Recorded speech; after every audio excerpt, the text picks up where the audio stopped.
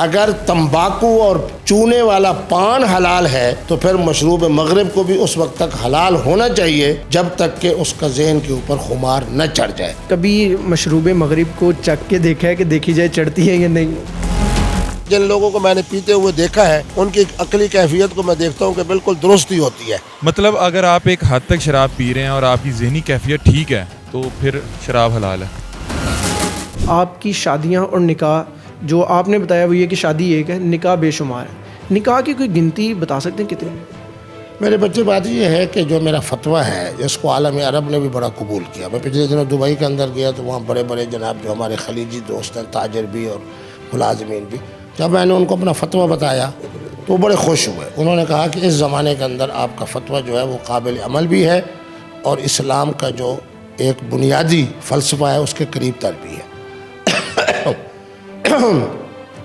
میں اپنی زندگی کے حوالے سے یہ کہہ سکتا ہوں کہ پہلے دن سے میرا موقف یہی ہے کہ شادی ہے۔ نوجوان نسل کو بھی میں یہی پیغام دوں گا کہ جس سے شادی کریں اس کو اپنی زندگی کا حصہ سمجھیں، اس کا احترام کریں۔ خواتین کا خاص طور پہ اپنی بیگمات کا آپ جتنا احترام کریں گے آپ سمجھیں کہ اس قدر آپ اسلام کے قریب ہیں۔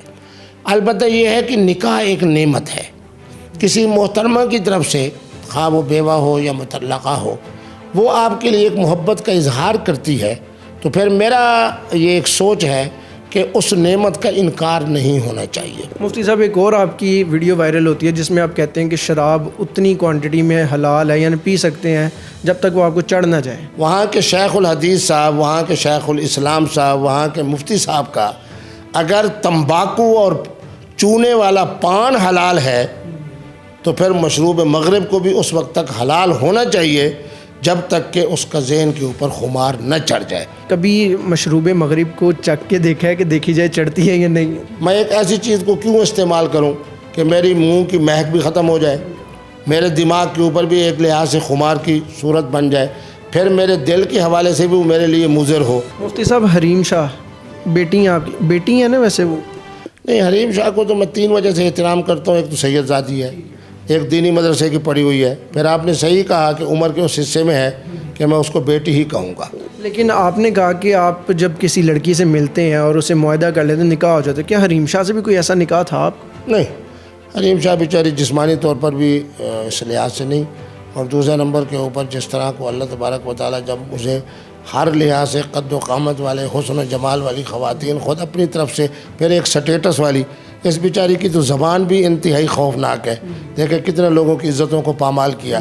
اب پاکستان میں بیچاری نہیں آ سکتی، اب جن لوگوں کی حکومت ہے وہ جناب اس کے تعاقب میں ہے، مختلف ادارے اس کے تعاقب میں ہیں۔ ایک آپ کی ویڈیو شراب سے متعلق بھی تھی، آپ نے کو بتایا کہ میں ادھر پب میں تھا، وہاا کا جو انگور کا جوس تھا کچھ اس طرح سے، تو سر کوئی شراب نوشی کا بھی کوئی شوق رکھتے ہیں؟ نہیں، الحمدللہ 1982 سے میں یورپ میں طرف جا رہا ہوں، اور میں اس وقت جو موسم ہے وہ بھی بتا رہا ہے کہ الحمدللہ مجھے اللہ نے ان چیزوں سے محفوظ رکھا ہے۔ میں تو یہ سمجھتا ہوں کہ جناب یہ جو ہمارے علماء اسلام جو ہے جس طرح کا یہ تمباکو والا وہ پان کھاتے ہیں اس کے اندر جس قدر خمار ہوتا ہے اسی طرح زیادہ خمار شاید نہیں ہوگا۔ کہ آپ شراب بھی پی لیں اس سے زیادہ خمار نہیں ہوگا؟ نہیں، مقصد یہ ہے کہ نا کہ جناب میرا خیال یہ ہے کہ جن لوگوں کو میں نے پیتے ہوئے دیکھا ہے ان کی عقلی کیفیت کو میں دیکھتا ہوں کہ بالکل درست ہی ہوتی ہے۔ بات یہ ہے کہ ہر چیز جب اوور ہو جائے، کھانا بھی اوور ہو جائے تو یقیناً وہ بری شکل اختیار کر لیتا ہے۔